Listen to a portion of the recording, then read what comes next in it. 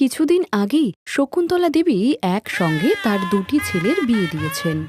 শকুন্তলা দেবীর বড় বৌমা আঁচল ফর্সা আর সুন্দর ছিল, আর অন্যদিকে তার ছোট বৌমা কাজলের গায়ের রং ছিল কালো। আঁচল প্রায় কাজলকে গায়ের কালো রঙের জন্য খারাপ কথা শোনাতো। ওই কালু, দেখো আকাশে পুরো তোমার মতো মেঘ জমে আছে, যাও এখন আমার জন্য গরম গরম পকোড়া ভেজে নিয়ে আসো। কিন্তু দিদির ঘরে তো বেসন নেই।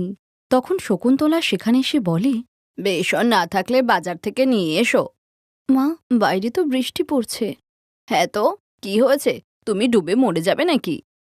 আর মরে গেলেও আমাদের তেমন কোনো সমস্যা নেই। জানি আমি, তোমার থেকে এটাই আশা করা যায়। এরপর কাজল বৃষ্টির মধ্যেই বেসন কিনতে বেরিয়ে পড়ে, আর রাস্তায় যাওয়ার সময়